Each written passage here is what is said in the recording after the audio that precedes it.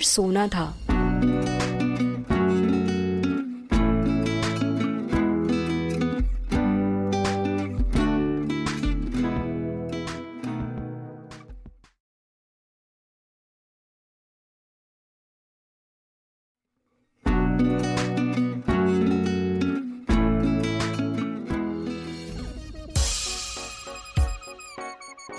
Akshay driver की तरफ turn होकर बोलता है, तो बताओ कितना भाड़ा हुआ। पहले तो ड्राइवर को लगा कि शायद उसे उसकी पेमेंट नहीं मिलेगी, पर अक्षय की बात सुनकर एक्साइटमेंट में उसने बोल दिया, सर 2800 रुपए सर। नव्या कहाँ शांत रहने वाली थी, उसने तो तुरंत ड्राइवर की तरफ उंगली दिखाते हुए बोला, ए झूठ मत बोलो। हाँ मुझे याद है तुम्हारे पूरे 282 रुपए हुए थे। 2800 कब हो गए? 2800 रुपए, वो भी भाड़ा। मुझे तो लगता है ना तुम जैसे लोगों को सिर्फ बेईमानी आती है। इस बात को सुनकर अब अक्षय को भी गुस्सा आ गया। उसने कहा, तुम लोग ना सिर्फ बेईमानी करते हो।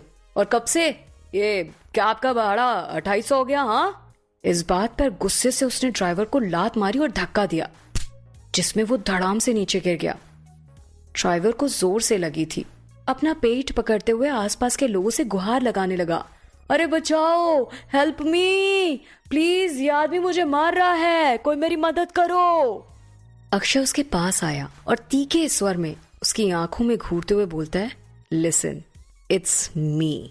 शुक्र मना, सिर्फ मारा है, तू बच गया, ये कम था। मरना है क्या तुझे? ये बोलते हुए अक्षय नव्या की तरफ इस तरह से देख रहा था मानो उसके लिए ये कोई खेल था जिसमें वो जीत चुका था, और वो बड़ी गर्व की बात थी। वो चाहता था कि नव्या भी उसका साथ दे, पर नव्या इतनी थकी हुई थी कि उसे इस बात से कोई फर्क नहीं पड़ रहा था। अक्षय लीव हिम, छोड़ो ना उसे, अब घर चलो, we need to go home now. Navya Akshay को देखती रही और बोलती रही। ड्राइवर भी अक्षय की धमकी से अब डर चुका था और सहमा हुआ वहीं पड़ा था। नव्या के कई बार बोलने पर भी अक्षय वहां से हट ही नहीं रहा था, और ड्राइवर की धड़कनें अब डर के मारे तेज हो गई थी।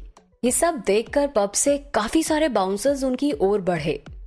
एक बार तो ड्राइवर को लगा कि अब सब उसकी मदद करने आए हैं और शायद अब वो बच जाएगा, पर सारे के सारे बाउंसर्स अक्षय की तरफ देखकर उससे पूछने लगे, कोई प्रॉब्लम है क्या sir? Akshay sir, any help you need? May I help you sir?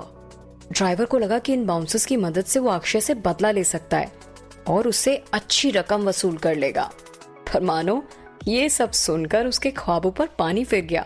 अब तो उसकी जान पर बनाई थी। अब घबराए हुए ड्राइवर के पास कोई और ऑप्शन ही नहीं था सिवाय अक्षय से माफी मांगने के। वो गिड़गिड़ाते हुए अक्षय से बोलता है, मुझे माफ कर दीजिए सर, प्लीज मुझे माफ कर दीजिए सर, अब यही बात खत्म कर देते सर, मुझे सजा मिल चुकी है, मुझे पैसे नहीं चाहिए सर, मुझे माफ कर दीजिए sir, please please sir. Driver की बातों को इग्नोर करते हुए अक्षय खड़ा हुआ और बाउंसर को बोला, ये आदमी मुझसे जबरदस्ती पैसे वसूलने की कोशिश कर रहा था, वो भी आपके पब के सामने। आप लोग बेहतर जानते हैं कि इससे कैसे डील करना है। रॉक्सी पब की शान उसके हाई प्रोफाइल कस्टमर्स होते हैं जिनकी काफी स्ट्रॉन्ग और इन्फ्लुएंशियल बैकग्राउंड्स होते हैं, तो इस तरह के मामले संभालना वहां के स्टाफ को बहुत अच्छे से आता था। डोंट वरी सर, हम ये मैटर हैंडल कर लेंगे, आप आराम से घर जाइए एंड टेक रेस्ट। ये बोलते ही कुछ लोगों ने ड्राइवर की शर्ट पकड़ी और उसे घसीटते हुए ले गया।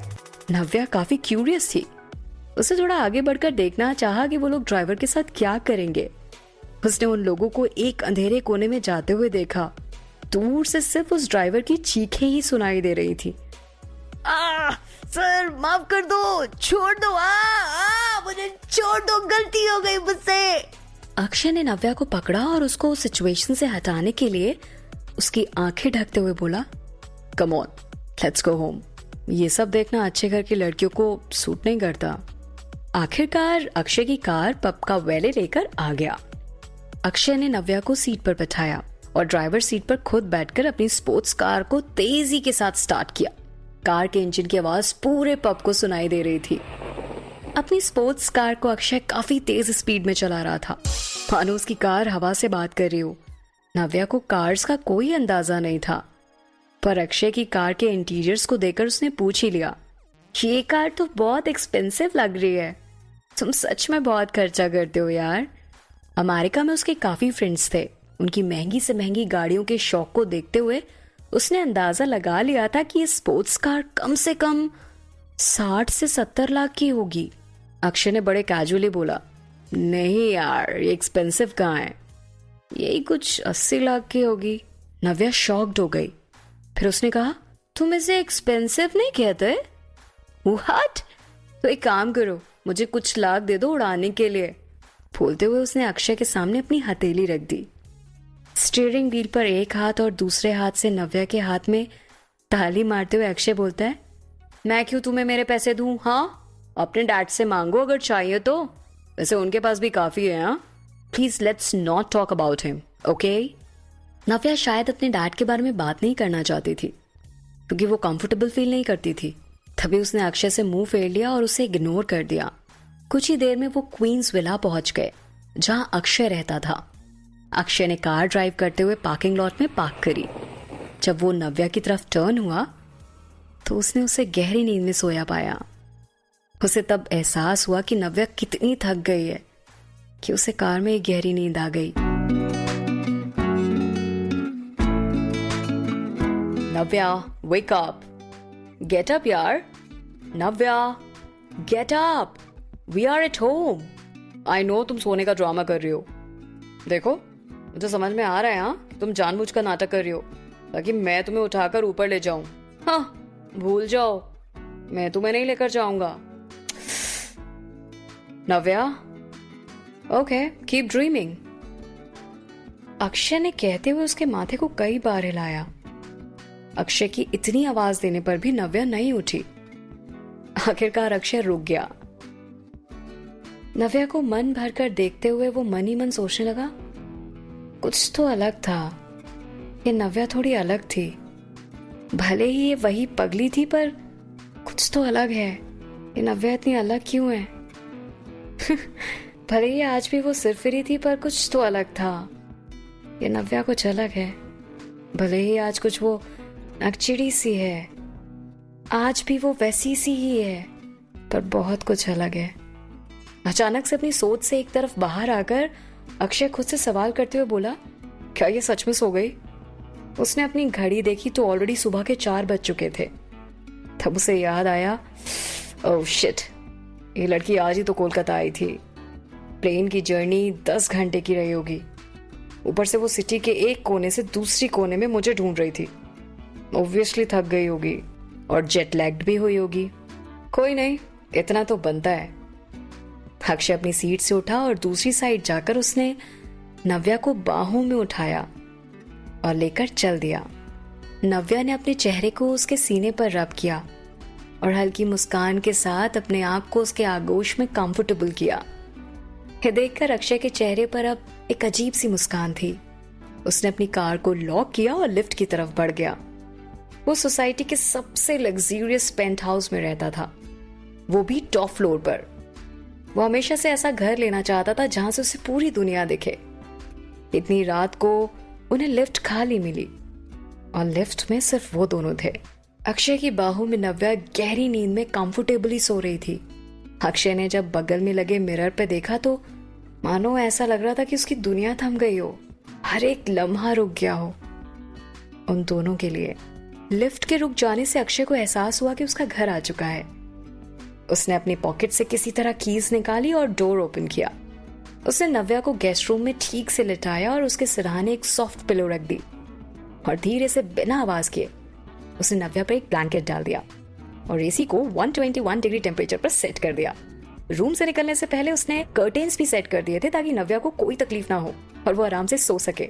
अक्षय ने अंगड़ाई ली और शावर लेने चला गया।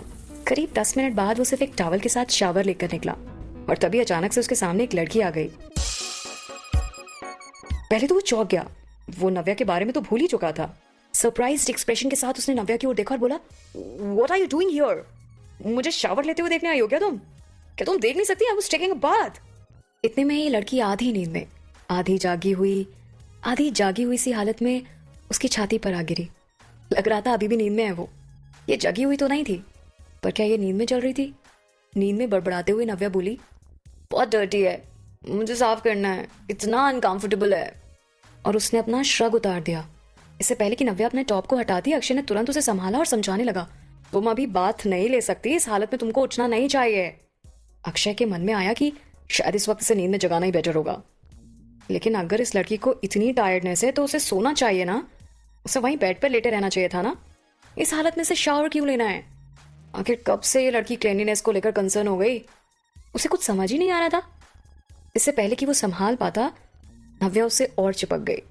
अक्षय जस्ट शावर लेकर आया था तो नव्या को एक ठंडक सी महसूस हुई, जिसके साथ एक अलग सी खुशबू थी। अक्षय, क्या तुम टॉपलेस हो? वो उसी हालत में बड़बड़ाती रही और अक्षय को मारने लगी, मानो जैसे कि वो अडिक्ट हो गई हो।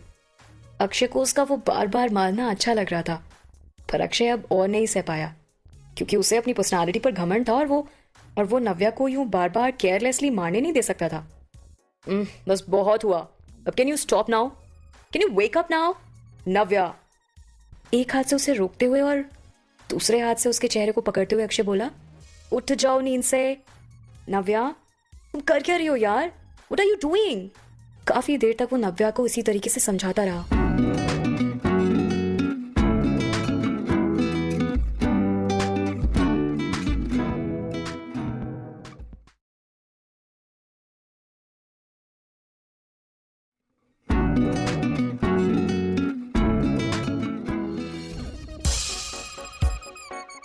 मुझे बहुत पसीना आ रहा है, आई एम स्वेटिंग, पूरी बॉडी चिपचिप कर रही है, मुझे नहाना है। नव्या मदहोशी में बड़बड़ाने लगी। उसने अपने हाथों को लहराया और अक्षय की बाजू के नीचे से निकालने की कोशिश करने लगी। ऐसे देखकर कि नव्या को इस हालत में क्या नहाना चाहिए, अक्षय काफी कंफ्यूज्ड हो गया। और एक बार तो वो रुक गया और उसने नव्या को उसके टॉप के कॉलर से खींचा। क्या तुम्हें सच में नहाना है? Do you really want a shower? Akshay ने उसकी तरफ देखते हुए पूछा। नव्या ने नींदों में सिर हिलाते हुए हामी भरी और कहा, अगर मैं शावर नहीं लूंगी तो मैं सो नहीं पाऊंगी, मुझे बहुत चिपचिपी लग रही है अक्षय। तुरंत उसके जिद्दी एटीट्यूड को देखकर अक्षय ने कहा, ओके, तुम्हें अगर नहाना है तो पहले तुम नींद से जाग जाओ, फिर नहा लेना। मुझे नहीं चाहिए कि तुम नहाते नहाते टब में सो जाओ, और वो भी इस हालत में। ऐसा पहले भी हो चुका है। नव्या जब छोटी थी तो बार टब में नहाते नहाते कई बार सो जाती थी। एक बार तो वो ऑलमोस्ट डूब ही चुकी थी, और एक बार तो ये अक्षय के घर पे भी हुआ था, जब वो नहाते नहाते बाथ टब में सो गई थी। इसी वजह से अक्षय नव्या को कम से कम इस हालत में तो नहाने नहीं देना चाहता था, क्योंकि अगर उसे कुछ हो गया तो सारी रिस्पॉन्सिबिलिटी उसके सिर आ जाएगी। काफी फ्लर्टी तरीके से मुस्कुराते हुए अक्षय अपना एक हाथ वॉशरूम के दरवाजे पर रखता है, उसका रास्ता रोकने के लिए। ऐसा लग रहा था मानो उसके दिमाग में कोई प्लान है। नव्या वॉशरूम के अंदर चाह के भी नहीं जा पा रही थी। हल्का सा गुस्सा और इरिटेटेड होकर नव्या सिर उठाकर अक्षय के हैंडसम फेस को देखती है, पर अक्षय का उस पर कोई असर नहीं होता। वो बोलता है, madam, can I help you? Oh, क्या मैं आपको असिस्ट कर दूं? क्योंकि इस हालत में आप मुझे नहीं लगता कि नहा पाएंगी।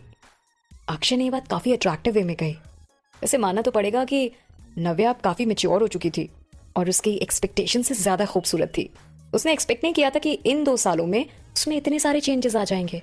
भले ही वो आज भी हाइट में थोड़ी छोटी थी, पर उसके कर्व्स एकदम परफेक्ट थे, जिसकी वजह से उसका फिगर बहुत अट्रैक्टिव लग रहा था, और कहीं ना कहीं उसमें अट्रैक्टिव होने का पोटेंशियल भी था। नव्या ने एक हल्की सी मुस्कुराहट, निखार और झुकी हुई नजरों के साथ अक्षय के हैंडसम फेस की तरफ देखा, जो कि कुछ ही सेंटीमीटर्स दूर था। अक्षय, क्या तुम मेरा फायदा उठा रहे हो? तो क्या कर लोगी अगर मैं तुम्हारा फायदा उठा लूं? अक्षय ने उसे टीज करते हुए कहा।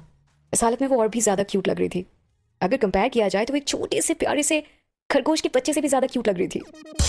हाँ, मुझे जाना है। नव्या ने किसी तरह से अक्षय को धकेलते हुए वॉशरूम के अंदर जाने की कोशिश की। अक्षय के फेस पर एक हल्की सी थपकी मारकर नव्या बोली, अगर तुम्हारा चेहरा सच में इतना अट्रैक्टिव नहीं होता ना, तो अब तक मैं तुम्हें एक थप्पड़ लगा चुकी होती। तुम्हारे हैंडसम फेस की वजह से तुम बच गए हो। अक्षय ने घूरती हुई नजरों से नव्या की ओर देखा और मजाक करते हुए बोला, व्हाट, तुम ऑलरेडी मेरे गुड लुक्स को और पर्सनालिटी को नोटिस कर चुकी हो? बी केयरफुल, कहीं तुम्हें मुझसे प्यार ना हो जाए। You never know, you might fall in love with me. Get out. Navya ने चिड़चिड़ी वॉइस में अक्षय को धकेलते हुए कहा, जस्ट गेट आउट। उसे साफ साफ अक्षय के चेहरे पर घमंड दिख रहा था, जो उसे बिल्कुल पसंद नहीं था, इसलिए उसने तुरंत बोल दिया, I am going for shower because I need to have a shower, okay? अब अक्षय समझ गया था कि नव्या पहले से बेटर है। उसने नव्या की तरफ 2 उंगलियां की और उसके सामने लहराया और पूछता है, नव्या, ये कितनी फिंगर्स है? 2, इडियट, सिली, मैं जाग रही हूँ। अब नव्या की आंखें चमक उठी। इस बार उसकी आंखें पूरी तरह से खुल गई थी और उसने अपना हाथ लगभग दूर कर लिया था। अक्षय को यकीन आ गया था कि अब वो जाग गई है। वैसे भी ये सोचना भी अजीब होगा कि वो अपने पैरों पर खड़ी होकर इतनी लंबी बातचीत करने के बाद नींद में तो नहीं हो सकती। अच्छा तो तुम मुझे बताओ कि तुम कैसे नहाओगी? अक्षय ने हल्की सी मुस्कान के साथ पूछा। नव्या ने उसकी तरफ बेफिक्री से देखा और बोली, कैसी बकवास बात कर रहे हो? उसके चेहरे की ओर देखकर तर्क करते हुए उसने दोबारा कहा, I will have a simple shower. और क्या? डोंट वरी, मैं इतनी लेट नाइट ना बबल बात नहीं लूंगी। मैं सिर्फ नहाकर तुरंत बाहर आ जाऊंगी क्योंकि मुझे नींद आ रही है। ओके? और उसने आगे बढ़ते हुए अंगड़ाई ली। अक्षय ने अब गंभीरता से कहा, अच्छा ठीक है, मुझे जरा ये बताओ कि शावर लेने के बाद तुम कौन सी ड्रेस पहनोगी? तुम्हारे पास नहाने के बाद पहनने के लिए कोई ट्राउजर या कपड़े हैं, या तुम नहाने के बाद भी यही कपड़े पहनने वाली हो? नव्या चिल्लाते हुए एक पल के लिए स्तब्ध रह गई। मेरे पास है, वेट, आई हैव इट। रुको, मेरा सूटकेस, मेरा suitcase, shit, where is it? Akshay ने अगर इस बात का जिक्र नहीं किया होता तो वो अपने सूटकेस के बारे में भूल ही गई थी। अपने बालों को एक तरफ समेटते हुए उस सूटकेस को ढूंढने लगी और लिविंग रूम में चली गई। क्या सूटकेस? कौन सा सूटकेस? मैंने कोई भी सूटकेस तुम्हारे साथ नहीं देखा मैडम। यहाँ तक कि जब मैं तुमको लाया तो तुम्हारे साथ कुछ भी नहीं था, मुझे अच्छे से याद है। अक्षय ने यह जवाब नव्या को दिया। नव्या को अचानक एहसास हुआ, कुछ याद आया उसे और अपने माथे पर उसने हल्के से हाथ मारा। अयो, मैं कैसे भूल सकती हूँ, मैंने अपना सूटकेस तो सोसाइटी के सिक्योरिटी गार्ड के पास रख दिया था, अभी लेकर आती हूँ मैं उसे। और वो ये कहकर दरवाजे की ओर बढ़ जाती है, लेकिन अक्षय ने उसका हाथ पकड़ लिया और उसे रोकते हुए कहा, तुम्हें कहीं जाने की जरूरत नहीं है, मैं तुम्हारा सूटकेस अभी सिक्योरिटी से बोलकर मंगवा देता हूँ। एक्चुअली उसने टैंक टॉप पहना था। उसे देखते हुए अक्षय ने उसकी तरफ हल्का सा झुककर पूछा, क्या तुम सारे दिन इसी ड्रेस को पहने हुए पूरे शहर में घूम रही थी? नव्या ने सिर हिलाते हुए कहा, नहीं, जब मैं वापस आई थी तो मेरे पास एक ओवरकोट था, लेकिन यहाँ बहुत गर्मी थी तो मैंने उसे उतारकर सूटकेस में रख दिया था। But you know very well कि मैं गर्मी बर्दाश्त नहीं कर पाती अक्षय। ये सुनकर अक्षय को थोड़ा चैन आया और उसने नव्या से कहा, जब तक तुम यहाँ हो सो प्लीज इस तरह के कपड़े पहनना मत, ये थोड़े रिवीलिंग हैं और तुम तो यहाँ के लोगों की सोच को जानती हो ना, so don't you dare to wear these kind of dresses here. Navya कहती है, तुम इस ड्रेस को रिवीलिंग बोल रहे हो? लगता है ना तुम्हें पता नहीं है कि रिवीलिंग कहते किसे हैं। अक्षय ने आंखें मूंद ली और बोला, मैंने कहा तुम इस तरह के कपड़े इस देश में नहीं पहन सकती।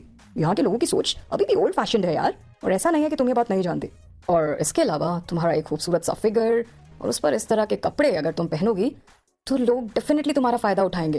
इनफैक्ट वो सोचेंगे कि तुम उन्हें इनवाइट कर रही हो। अक्षय ने ऐसा कहते हुए अपने माथे पर हाथ फेरा और कहा, वैसे I know it's not my matter, but क्योंकि तुम मेरी रिस्पॉन्सिबिलिटी हो तो थोड़ी टेंशन तो होगी और सोचना तो मुझे पड़ेगा ना। और दूसरी बात ये थी कि नव्या के साथ जो कुछ भी होगा वो अक्षय और उसकी फैमिली इग्नोर नहीं करेगी, क्योंकि वो दोनों बचपन के फ्रेंड्स थे। और इन द एंड नव्या की परेशानी सिर्फ उसकी परेशानी नहीं थी, अक्षय और उसकी फैमिली की भी थी, जिसे वो लोग इग्नोर नहीं कर सकते थे। अगर नव्या की परेशानी बढ़ेगी तो डेफिनेटली उनकी परेशानियां भी बढ़ती। तो फॉर्चुनेटली और अनफॉर्चुनेटली अक्षय को उसका ध्यान रखना ही था। उसे सिक्योरिटी को नीचे कॉल किया और बुला लिया। एक गार्ड तेजी से सूटकेस लेकर ऊपर आ गया। नव्या ने गार्ड को तर्क भरी मुस्कान दी और दरवाजा बंद करने चली गई। तभी उसके दिमाग में ख्याल आया और उसने दरवाजा खोलकर सिक्योरिटी गार्ड को अंदर बुलाया। उसके सामने अक्षय को बुलाकर उसने सिक्योरिटी गार्ड की ओर इशारा किया और कहा, ओ हाँ, तुम्हें मेरा नाम अभी रजिस्टर में रजिस्टर करना होगा ताकि मैं बिना रोक टोक के तुम्हारे घर आ सकूं। अक्षय को लग रहा था कि सूटकेस मिलने के बाद सब कुछ ठीक हो जाएगा, और उसे लगा ही नहीं था कि कभी भी नव्या इस मामले के बारे में पूछेगी आगे। उसने नव्या की ओर मुस्कुराते हुए देखा और कहा, नहीं, मैं तुम्हारा नाम क्यों रजिस्टर कराऊंगा? No ways. मुझे पता है कि अगर मैं तुम्हारा नाम रजिस्टर करा दूंगा तो तुम इस घर में कभी भी अपनी मर्जी से आ जा सकोगी। नव्या ने अक्षय की एक्टिंग करते हुए उसकी ओर तीखी नजरों से देखा। उसकी बचकानी हरकतों से मानो वो अक्षय को तंग करना चाहती हो और ये एहसास दिलाना चाहती हो कि उसके पास सिवाय उसके नाम को रजिस्टर करने के अलावा कोई और ऑप्शन नहीं था, क्योंकि वो जानती थी कि यही सही था और वो उसके साथ तर्क कर भी सकती थी। सुनो, वैसे भी मैं आज से यही रहने वाली हूँ। अगर तुम मेरा नाम रजिस्टर नहीं करोगे तो मैं कैसे आना जाना करूंगी यहाँ पे? तो क्या हर बार यहाँ आने के लिए मुझे तुम्हें अपने साथ लेकर घूमना पड़ेगा? वो जानबूझकर उसे देखती रही और इस तरह से बोलती रही। अक्षय ने भी जोर से बोला, व्हाट? तुम और यहाँ रहने वाली हो? किसने कहा है भाई कि तुम यहाँ रहोगी? And who gave you the permission to stay here? No way, इसकी परमिशन से भाई। भले ही हम बचपन के दोस्त हैं, पर ये घर मेरा प्राइवेट है यार। It's my personal territory. और मैं कैसे चाह सकता हूँ कि नव्या तुम मेरे साथ रहो? मैं अपने मन मुताबिक कैसे रह सकता हूँ? सही बात थी भाई, बचपन से भले ही वो लोग फ्रेंड्स हों, लेकिन भाई अपनी प्राइवेसी नाम की कोई चीज होती है ना। अगर नव्या अक्षय के साथ रहेगी तो अक्षय अपने मन मुताबिक कैसे जी पाएगा? और फिर वो किसी की दखल अंदाजी अपनी जिंदगी में पसंद नहीं करता था। ये सुनकर अपनी बाहें फैलाकर नव्या ने अनाउंस किया, मधु आंटी ने मुझे यहाँ रहने की परमिशन दी है बेबी। क्या चल रहा है? What's going on? अक्षय की समझ में कुछ नहीं आ रहा था। क्या मामला था जो पब के बाहर उन दोनों की बातों में अधूरा रह गया था? अक्षय ने थोड़ा कंफ्यूज होकर पूछा, ओ नव्या, वो पहले तुम जो पब के बाहर बोल रही थी कि मुझे आइडिया नहीं है माँ का प्लान एंड ऑल, क्या मतलब था तुम्हारा? Navya, I am asking something, क्योंकि वो मामला वैसे भी अधूरा रह गया था। Can you please tell me? Navya ने सिर हिलाया। उसमें हामी भरते हुए अक्षय की ओर देखा और कहा, क्योंकि हम जल्दी सगाई करने वाले हैं और सब चाहते हैं कि हम कुछ टाइम साथ रहें और एक दूसरे को अच्छे से जान लें। अक्षय सोच रहा था कि काश उसने कुछ गलत सुना हो। वो नव्या को स्टिल होकर सिर्फ देखता रहा और बोलता है, नव्या, क्या कहा तुमने अभी? हमारी सगाई? व्हाट रबिश, क्या बकवास है ये? और ये कब हुआ? और ये किसने डिसाइड किया? हाँ, एक्सक्यूज मी, वैसे भी मेरे पास इतना टाइम नहीं कि मैं तुम्हें सब कुछ बता सकूं। और फिलहाल I am not getting anything. मुझे कुछ समझ नहीं आ रहा है। तुम्हें जो भी पूछना है पूछ सकती हो, पर ज़्यादा जानना है जान सकती हो, पर मेरे को कुछ समझ नहीं आ रहा। अक्षय के कन्फ्यूजन को देख के नव्या कहती है कि सुनो, जो तुम पूछना चाहते हो या समझना चाहते हो या जानना चाहते हो, प्लीज़ अपनी माँ से पूछ लो। आई एम सो टायर्ड, मैं बहुत थक गई हूँ, इसलिए मैं रेस्ट करने जा रही हूँ। Okay, good night, sleep tight, take care baby. ऐसा बोलते हुए नव्या अपने रूम में चली गई। साथ ही नव्या ने जमाई लेते हुए अपना सूटकेस अपने रूम में खींच लिया।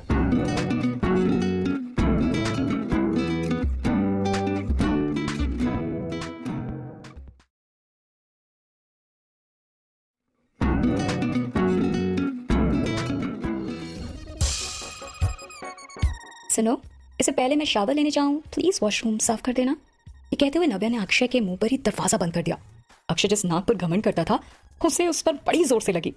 बाहर आओ नव्या, कम आउट। दरवाजा पीटते हुए अक्षय चिल्ला रहा था। बिना ज्यादा समय लगाए नव्या एक कपड़ा लेकर कमरे से बाहर निकली। मैं अभी बहुत थक गई हूँ और मेरा दिमाग बहुत कम काम कर रहा है। इनफैक्ट ये सोच लो कि काम ही नहीं कर रहा है, मैं सोच भी नहीं सकती वो भी ठीक से। एक काम करते हैं, इस बारे में हम कल बात करेंगे, नव्या ने दरवाजे की चौखट पर टेकते हुए कहा। इसी के साथ वो ब्रश भी करती हुई बाथरूम की ओर चली गई। अक्षय अपने पेशेंस के चरम पर था। उसके चेहरे पर थकान देखते हुए उसने इस मामले को अभी थोड़ा छोड़ने का फैसला लिया। आखिर करता भी क्या, वो जबरदस्ती तो नव्या के साथ कर नहीं सकता था। अगले दिन नव्या जो रात भर आराम से सो रही थी, वो बाहर का शोर सुनकर उठ गई। वो उठी और अपने कंबल को फेंक कर बिस्तर से बाहर निकली। दरवाजा खोलकर वो अक्षय को ढूंढ रही थी और चिल्लाती है, Akshay, where is my breakfast? I am hungry, मुझे बहुत तेज भूख लग रही है, मुझे नाश्ता चाहिए। उसकी आंखें केवल आधी खुली थी, जाहिर है वो अभी भी नींद में थी। वो सोफा पर चली गई और उस पर पसर गई। उसने फिर एक तकिया पकड़ लिया और उसे सीने से ऐसे लगा लिया जैसे मानो वो फिर से सोने वाली थी। हालांकि इस वक्त उसका सिर चकरा रहा था और उसे देखकर साफ लग रहा था कि जैसे वो वापस सो जाएगी। अक्षय ने अपने ओपन किचन से नव्या को देख लिया था, इसलिए वो एक ग्लास में पानी डालता है। नाश्ता नहीं है और मैं यहाँ खाना नहीं बनाता हूँ, इसलिए अगर तुम्हें कुछ खाना है तो बाहर चली जाओ और खुद खरीद लो। नव्या ने जब ये सुना तो उसका मुंह बुरी तरह सिकुड़ गया। वो गुस्से भरे रूप से झुंझुलाने लगी। व्हाट, नो ब्रेकफास्ट, कोई नाश्ता नहीं, मैं क्या करूंगी, मैं भूख से मर जाऊंगी। अक्षय, उसने सोफे पर अपने पैरों से हवा में लात मारी और सोफे पर लेटकर रोने का नाटक करने लगी। उसका इमेच्योर बिहेवियर देखकर अक्षय को लगा कि नव्या बिल्कुल नहीं बदली है। वो जब से छोटी थी तब से ऐसे ही करती थी। फ्रिज में कोल्ड ड्रिंक और दूध है और कैबिनेट में कुछ बिस्किट्स हैं, स्नैक्स भी हैं। अपने आप उठ जाओ और जो चाहिए इनमें से ले लो। मैं घर में कॉल कर देता हूँ ताकि मेरी माँ यहाँ आए और तुम्हें अपने साथ ले जाए। ये सुनकर कि वहाँ कुछ खाने को था, नव्या जल्दी से सोफे से लुढ़क गई और फ्रिज के पास चली गई। तुम चाहते हो कि मैं माँ के साथ यहीं रहूँ? ओके, आज से मैं यहीं रह रही हूँ। क्या मैंने तुम्हें इसके बारे में पहले नहीं बताया? वैसे यहाँ नव्या पूरी तरह से कंफर्टेबल है, ऐसा वो उसको दिखा रही थी। और अक्षय को वो ये भी शो कर रही थी कि वो बहुत ईज वे में इस घर में रह रही है और इस घर को अपना घर मान लिया है उसने। वो पीने के लिए फ्रिज से दूध निकालती है और एक सेब भी निकालती है। आधा दूध पीने के बाद बस वो सेब खाने ही जा रही थी कि अक्षय ने उसे देखा और कहा, लिसन, मैं किसी भी कीमत पर सगाई के लिए रेडी नहीं हूँ, किसी भी तरह। ओके? नव्या ने भी बेफिक्र होकर कहा, अगर तुम्हें प्रॉब्लम है तो इसे अपनी मॉम डैड और प्रेम दादाजी से डिस्कस करो, इसमें मुझे कुछ नहीं कहना है। ओके? वो गुस्सा हो गया। प्रेम दादाजी? व्हाट रबिश यार, ये क्या बकवास है? मधु आंटी ने मुझसे कहा कि जब तुम वीकेंड में उनके पास घर जाओगे तो तुम्हें समझाएंगी। फिर भी अगर तुम्हें ये पसंद नहीं है तो भी इसके लिए तुमको अग्री होना होगा। इसलिए ना, ताकि तुम एक अच्छे लड़के बनो और उनका कोई विरोध मत करो।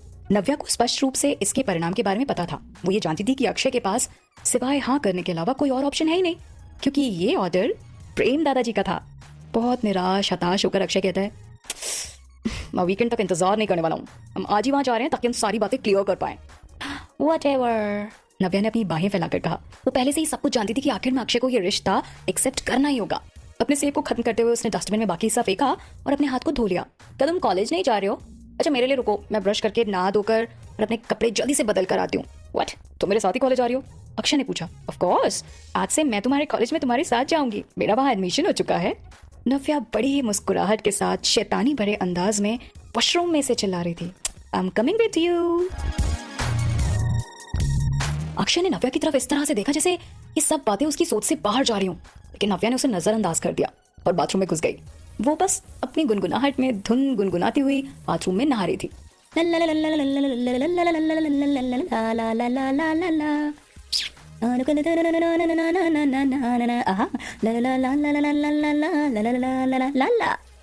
जब नव्या रेडी हो गई तो वो आखिरकार कॉलेज के लिए निकल पड़े।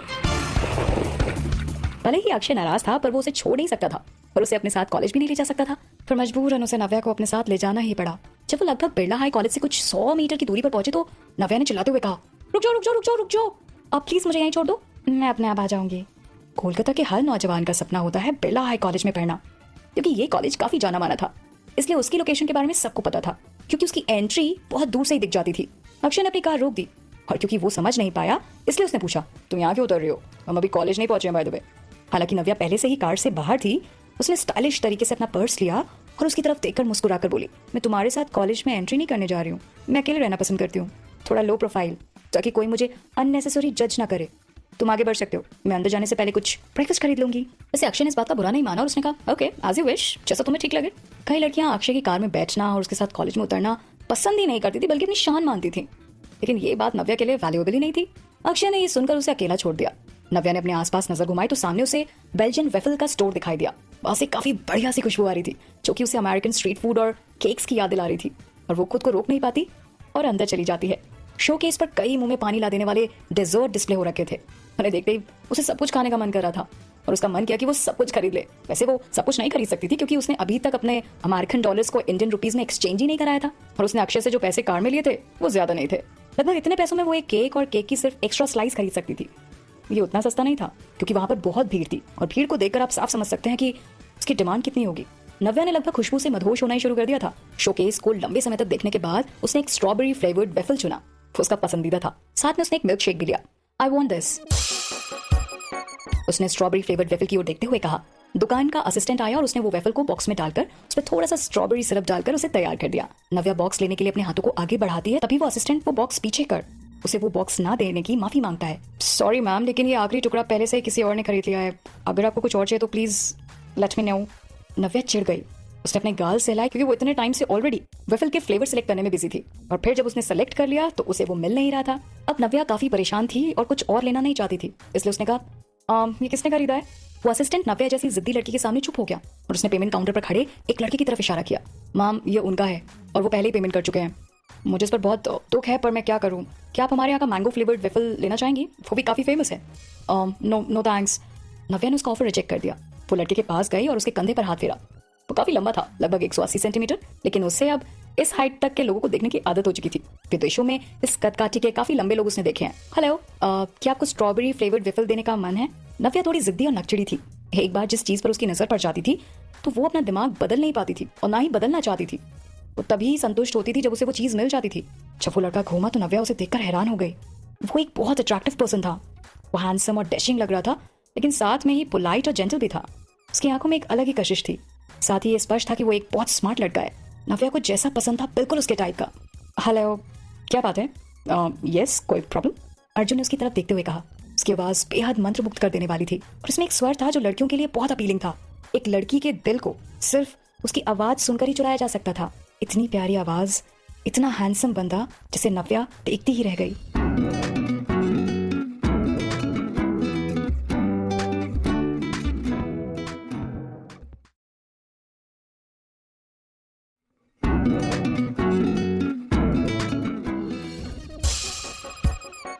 नव्या प्लेजेंट आवाज की तरफ काफी आसानी से आकर्षित होती थी और वो निर्विवाद रूप से उत्साहित थी। खासकर सामने एक गुड लुकिंग लड़का देखकर उसे कंट्रोल करना काफी मुश्किल हो रहा था। और वैसे भी इतने हैंडसम लड़के को देखकर कोई भी लड़की इन्फैक्चुएटेड हो सकती थी। ये पूरी तरह से एक्सेप्टेड है। प्लीज, ये स्ट्रॉबेरी फ्लेवर्ड वेफल का लास्ट पीस है, I want to have it. क्या आप मुझे दे सकते हैं, क्योंकि मैं इसे खाना चाहती हूँ? Please please please. नव्या ने बड़े भोले रूप से रिक्वेस्ट किया और लगातार अपनी भूरी आंखों से उसे निहारती रही। अगर अक्षय यहाँ होता और उसने नव्या को ऐसी स्थिति में देखा होता तो वो डेफिनेटली अपने आप पे यकीन नहीं कर पाता और अपनी आंखें मलता रह जाता। अर्जुन इतनी आसानी से पिघलने वाला नहीं था और उसने माफी मांगते हुए कहा, I am really sorry for this, पर ये मेरे लिए नहीं है, ये किसी और के लिए है, इसलिए मैं तुम्हें ये नहीं दे सकता। ये बात सुनकर नव्या का चेहरा उतर गया। उसने सोचा, ये जरूर अपनी गर्लफ्रेंड के लिए ले जा रहा होगा। काफी थॉटफुल है ये लड़का, अपनी गर्लफ्रेंड के लिए नाश्ता खरीद रहा है। ऐसे आदमी इन दिनों कहाँ ही मिलते हैं यार, बड़े रेयर होते हैं। हालांकि उसने उसे रिजेक्ट कर दिया था, लेकिन उसके दिल में अर्जुन ने अपनी एक खास जगह बना ली थी। ठीक है, मैं चीज़ों को और मुश्किल नहीं बनाऊंगी, I will take something else. ये सोचकर कि इस हैंडसम आंग के पास पहले से ही गर्लफ्रेंड थी, नव्या का मूड थोड़ा डाउन हो गया। फिर से आहिस्ता आहिस्ता उसने अपने पैर डिस्प्ले ग्लास की तरफ खींचे। अर्जुन की टकटकी ने उसका पीछा किया। शायद वो गिल्टी महसूस कर रहा था। इन द एंड उसने बहुत स्लो बोला, बाय द वे, मैंने कुछ लोगों को ये कहते हुए भी सुना है कि यहाँ के चॉकलेट वेफल्स भी काफ़ी अच्छे हैं, तुम चाहो तो वो भी ट्राई कर सकते हो।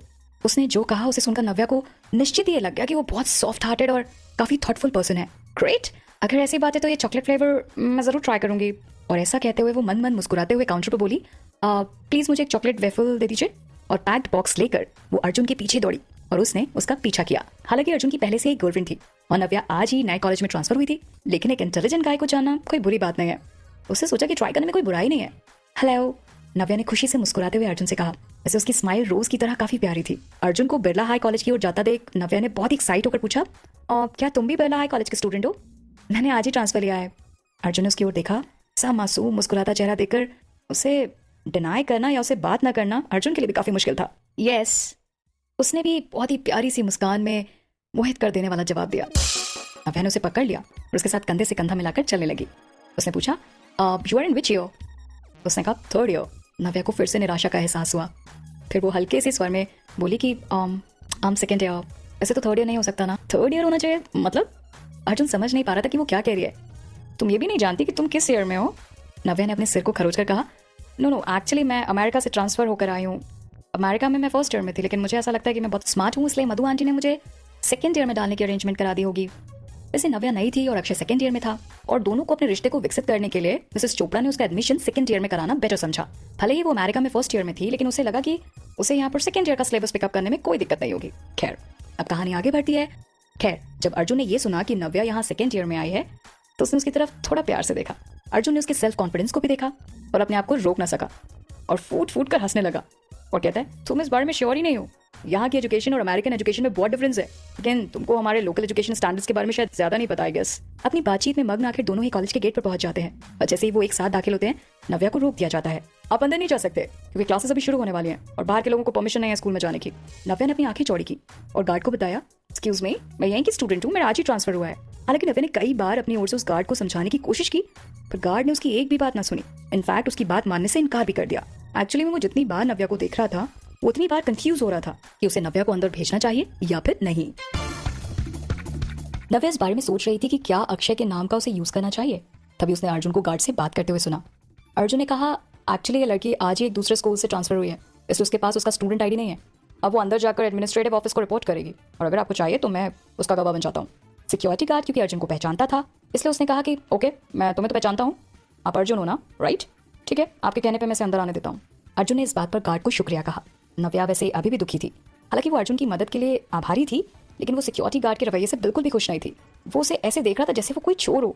उसने हमेशा यही सोचा था कि वो बहुत खूबसूरत और प्यारी दिखती है, लेकिन वो कभी एक डाउटफुल लड़की के रूप में नहीं देखी जाएगी। पर खैर, वो ऐसा सोचती थी। नव्या अब अर्जुन की तरफ मुड़ी और उसे कहती है, थैंक यू, लेकिन मुझे आपकी मदद की जरूरत नहीं है, मेरे को खुद पर कॉन्फिडेंस है और मैं अपना काम कर सकती हूँ। अर्जुन से ऐसा कहने के बाद उसने अपना मोबाइल निकाला और अक्षय को फोन किया। फोन पर अक्षय ने अंगड़ाई लेते हुए कहा, बोलो क्या बात है। जिस क्षण नव्या ने अपना मुंह खोला, वो अपने आप को कंट्रोल कर पाई क्योंकि उसे बहुत बुरा महसूस हो रहा था। उसने बताया, सुनो, मुझे सिक्योरिटी गार्ड ने रोका था, उसने मुझे अंदर जाने से मना कर दिया है। वो बिलीव नहीं कर रहा कि मेरा आज ही ट्रांसफर हुआ है। अक्षय इस बात को समझने की बजाय जोर से हंस पड़ा। It's so funny. उसका ये रिएक्शन सुनकर नव्या का गुस्सा फूट पड़ा।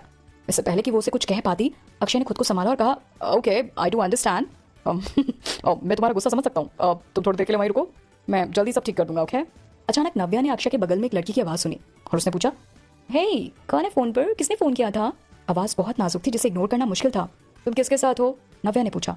अक्षय को नव्या की मदद करनी थी और वहाँ वो एक लड़की के साथ मस्ती कर रहा था। ऐसा क्या था जिसके कारण अक्षय ने ये नहीं सुना, या फिर वो सिर्फ जवाब नहीं देना चाहता था?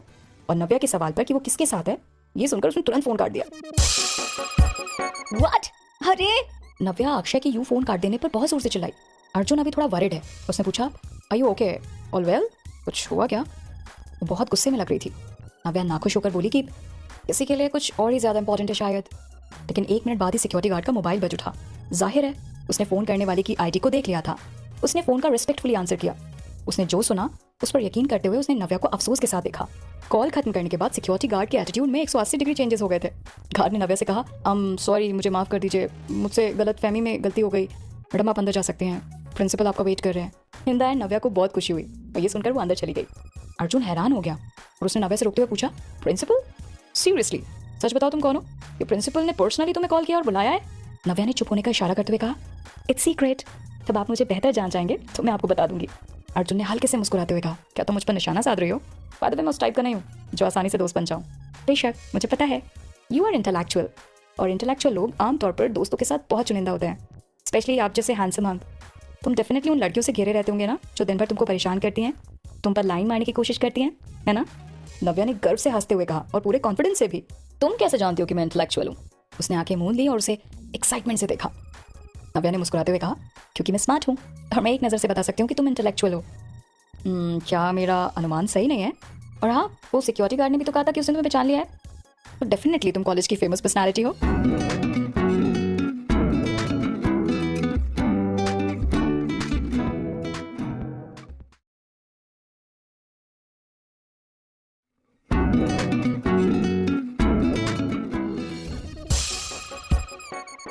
ओह, ऐसा कुछ भी नहीं है, सो प्लीज डोंट बॉदर। उसने बिना इस बात को ज्यादा बढ़ाए जवाब दिया। नव्या बिल्कुल भी सैटिस्फाई नहीं थी। उसने जल्दबाजी में कहा, टेल मी, तुम इतने फेमस कैसे हो? क्या इसलिए कि तुम कॉलेज में हंक हो, या इसलिए कि तुम हमेशा कॉलेज में फर्स्ट आते हो? दोनों ही बातें सही है ना? अर्जुन ने आंसर किया, बिल्कुल नहीं, मैं कॉलेज का कोई हंक नहीं हूँ। हाँ, मैं अपने अच्छे ग्रेड्स के लिए हमेशा जाना जाता हूँ। नव्या ने उसे देखा और घूरा और कहा, तुम कॉलेज के हंक नहीं हो, तुम्हें पता है तुम बहुत डैशिंग हो, फिर भी तुम कॉलेज के हंक नहीं हो। रुको, मुझे ये मत कहना कि कॉलेज का हंक अक्षय है। उस नाम को सुनकर अर्जुन ने पूछा, तुम अक्षय को कैसे जानती हो? नव्या ने अर्जुन के चेंज हुए एक्सप्रेशन को इग्नोर करते हुए एक्साइटमेंट में बोला, वो कॉलेज में काफ़ी पॉपुलर है ना, मैंने सुना है कि उसकी कई सारी गर्लफ्रेंड्स हैं। हालांकि तुम दोनों अलग अलग ईयर्स में हो, पर तुम भी फेमस हो, तुम भी उसे जानते हो, और आई गेस वो भी तुम्हें जानता ही होगा। हाँ, मैं उसे जानता हूँ, लेकिन मैं उसे पर्सनली नहीं मिला, अर्जुन ने जवाब दिया। अर्जुन ने नव्या की तरफ देखा और कहा, उसकी काफ़ी सारी गर्लफ्रेंड है, actually he is a play boy. जब तक कोई सुंदर लड़की है तब तक वो उसे लुभा सकती है। आई गेस तुम भी उसे लाइक करती हो। नव्या ने कहा, एक प्ले बॉय? मैं उसे लाइक नहीं करती। जिस तरह से नव्या ने अक्षय के बारे में बात की थी, उसे लग रहा था कि अर्जुन अब उसके काफ़ी करीब हो जाएगा। जब अर्जुन ने नव्या की आंखों में देख ही लिया था, तो वो समझ गया था कि आंखें उन लड़कियों की तरह नहीं है जिनके सामने जब अक्षय का जिक्र होता है तो वो टिमटिमाने लगती हैं। नव्या ने फिर से कहा, मुझे उस टाइप के लड़के पसंद नहीं हैं। अगर मुझे चुनना होता तो मुझे लगता है कि तुम उससे ज़्यादा बेटर हो। उसके बारे में अच्छा ही क्या है, वो केवल अपनी मनी, पावर और अच्छे लुक्स पर ही सवार रहता है। आई थिंक उसका कैरेक्टर अच्छा नहीं है, और जो भी उसे पसंद करेगा ना, वो बदकिस्मत ही होगा। अगर अक्षय ये सुनता कि कैसे नव्या ने उसके बिहेवियर के बारे में बताया, तो वो डेफिनेटली निराश होता और उसे बिल्कुल नहीं छोड़ता। इसलिए वो केवल उसके पीठ पीछे ही उसके बारे में बुरा बोल सकती थी। लेकिन हाँ, दोनों के लिए एक दूसरे की फ्रेंडशिप बहुत इंपॉर्टेंट थी। नव्या ये बात बिल्कुल नहीं भूली थी। ये निश्चित रूप से पहली बार था जब अर्जुन ने किसी को अक्षय के बारे में ऐसा कहते हुए सुना था। अर्जुन ने उसे थोड़ा घबरा कर देखा। उसे लगा जैसे वो अंतरिक्ष में आ गया, क्योंकि नव्या ने जिस तरह से अक्षय की बुराई की थी, ऐसा अर्जुन ने कभी नहीं सुना था। और ऐसा सुनकर वो अपने आप को हंसने से नहीं रोक पाया। इंटरेस्टिंग, तुम काफ़ी इंटरेस्टिंग हो वैसे। एक शरारती नज़र के साथ नव्या ने मौके का फ़ायदा उठाकर कहा, हाँ, मैं अपना इंट्रोडक्शन देना भूल गई। I know that you are Arjun. तुम्हारा नाम भी बहुत अच्छा है। By the way, I am Navya. आप मुझे बस नव्या कह सकते हैं। नव्या, तुम्हारा नाम भी अच्छा है, अर्जुन ने हल्की मुस्कान के साथ आंसर किया। और वो अब उनके बीच में एक अलग सी फीलिंग महसूस कर रहा था। मैं अभी भी नहीं जानती कि मैं किस क्लास में रहूँगी, तो can you tell me your class? आप अपना क्लास बता सकते हैं मुझे? अगली बार मैं आपसे मिलने आ सकती हूँ वहाँ पे। एक्चुअली मैं अभी फ़ॉरेन से वापस आई हूँ और कॉलेज में सब कुछ ठीक से नहीं जानती। अगर कुछ डाउट हुआ तो मैं आपसे हेल्प मांग सकती हूँ ना? ये सब कहकर नव्या अपनी नई नई फ्रेंडशिप को मजबूत करने की कोशिश कर रही थी। दरअसल वो सिर्फ उसे अपना दोस्त बनाना चाहती थी। वो हैंडसम और इंटेलिजेंट था, और साथ ही काफ़ी आउटस्टैंडिंग भी था। निश्चित रूप से वो दोस्त भी बन गए।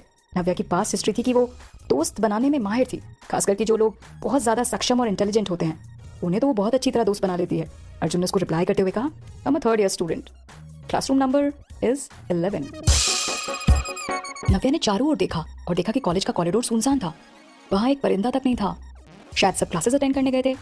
इसलिए उसने अर्जुन से कहा, आई थिंक इस टाइम में मुझे तुम्हें इधर रोक कर नहीं रखना चाहिए। मैं पहले प्रिंसिपल के ऑफिस में रिपोर्ट करती हूँ। जब मैं फ्री हो जाऊँगी तब मैं तुमसे मिलने आ जाऊँगी, ओके? हाय। ऐसा कहकर वो प्रिंसिपल के ऑफिस को ढूंढने के लिए निकल गई। अर्जुन उसे पीछे से देख रहा था और सोच में पड़ गया, क्या ट्रांसफर स्टूडेंट को प्रिंसिपल ऑफिस में रिपोर्ट करने की ज़रूरत होती है? इसे पता चल रहा था कि उसका बैकग्राउंड कोई सिंपल नहीं था। आमतौर पर स्टूडेंट्स को सिर्फ टीचर्स को रिपोर्ट करने की ज़रूरत होती है।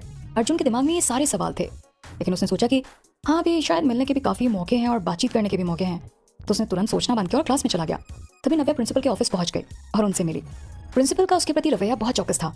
दरवाजे पर उसे देखते हुए उसने अपने पास से कुछ कोल्ड ड्रिंक के लिए पूछा और साथ ही फ्रूट्स के लिए ऑफर किया।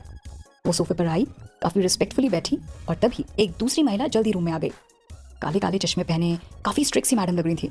प्रिंसिपल सर, क्या आप मुझे बता सकते हैं कि आपने मुझे क्यों बुलाया? उस महिला टीचर ने आदरपूर्वक दरवाज़ा खटखटाया, ये सवाल किया और अंदर आ गई।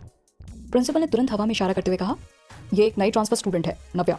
ये पहले से ही बहुत अच्छे ग्रेड्स के साथ एक जाने माने अमेरिकन कॉलेज से आई है, और इसी वजह से मैंने इसे क्लास नंबर 18 के लिए सिलेक्ट किया है। प्लीज़ उसे क्लास में ले जाइए और नेसेसरी अरेंजमेंट्स कराइए। और आगे बढ़ते हुए उन्होंने कहा कि ये उन लोगों में से होगी जिन्हें हमारा कॉलेज तैयार कर रहा है। आप समझ गए ना? महिला टीचर क्लियरली प्रिंसिपल के दिए हुए ऑर्डर्स को समझ गई। उसने जो कहा उसको एक्सेप्ट करते हुए वो नव्या को लेकर क्लास की ओर बढ़ गई। इनफैक्ट प्रिंसिपल ने उसे खुद रूम के दरवाजे तक छोड़ा। बहुत जल्द नव्या महिला टीचर के साथ क्लास के एंट्रेंस पर थी। क्लास के बाहर के बोर्ड को देखकर उसने पहले ही टीचर से पूछ लिया, फर्स्ट ईयर क्लास 18, क्या मुझे सेकेंड ईयर में नहीं होना चाहिए? टीचर ने नव्या को समझाया, जी नव्या, ये इसलिए क्योंकि आप अमेरिका में फर्स्ट ईयर में थी और इसी वजह से प्रिंसिपल ने आपको भी फर्स्ट ईयर में रहने के लिए कहा है। इसके अलावा यहाँ की प्रगति विदेशों में सिलेबस की तुलना में काफ़ी फास्ट और डिफिकल्ट है। अगर सेकेंड ईयर में आपका एडमिशन कराते हैं तो आपको सिलेबस कैच करने में प्रॉब्लम होगी। आप तो ठीक है। नव्या ने अपने रिजल्ट्स के बारे में सोचने के बाद इसे आगे ना बढ़ाने का फैसला लिया। अभी अभी प्रिंसिपल के ऑफिस में जब प्रिंसिपल ने यह कहा था कि उसके रिजल्ट्स काफ़ी अच्छे थे, नव्या अपनी खुशी को कंट्रोल करने के लिए कड़ी मेहनत कर रही थी, जिससे उसका चेहरा लाल हो गया था। हालांकि पढ़ाई में वापस आने का उसका मेन इरादा सिर्फ मजे के लिए था, इसलिए उसे जो भी क्लास लेवल सौंपा जा रहा था उसके लिए ज़्यादा अहमियत नहीं रखता था। कभी भी अमेरिका वापस जा सकती थी। मैडम उसके साथ अंदर जाती हैं और बाकी स्टूडेंट्स को देखते हुए कहती हैं, एक न्यू ट्रांसफर स्टूडेंट आई है आपके साथ, नव्या। प्लीज़ वेलकम नव्या। और नव्या प्लीज़ अपना इंट्रोडक्शन सबको दो। नव्या पोडियम के पास खड़ी होती है और स्टूडेंट्स को देखकर मुस्कुराती है। हेलो एवरीवन, हम नव्या। मुझे फ्यूचर में आप सबके सपोर्ट की ज़रूरत होगी। उसका इंट्रोडक्शन सुनकर क्लास हंसने लगती है। उनमें से कुछ मुट्ठी भर लोग आपस में घुल मिलकर गॉसिप करने लगते हैं। कितनी क्यूट है ना, इसका रंग देख कितना फेयर है, इतनी टॉल जैसी है ना। मुझे नहीं पता था कि इतनी सुंदर लड़की हमारे कॉलेज में आएगी। ऐसा लगता है कि कॉलेज की काफ़ी सुंदर लड़कियां अपने पोजीशंस खो देंगी। वैशाली को भी इसके साथ कंपेयर नहीं किया जा सकता, वो तो इसकी आधी भी सुंदर नहीं है। इस लड़की का नाम यार नव्या, कितना प्यारा नाम है। अगल बगल क्लास में बैठे सभी लोग इसी तरीके की बातें कर रहे थे और ये सुनकर नव्या काफ़ी खुश हो रही थी। अगले ही पल में क्लास के सभी लड़के एक्साइटेड हो गए और नव्या के साथ बैठने के लिए लड़ने लगे। नव्या काफ़ी मुस्कुरा रही थी। चारों ओर लड़कियां उसे देख रही थी और जाहिर सी बात है नव्या भी किसी स्मार्ट लड़के के बगल में ही बैठना चाहेगी।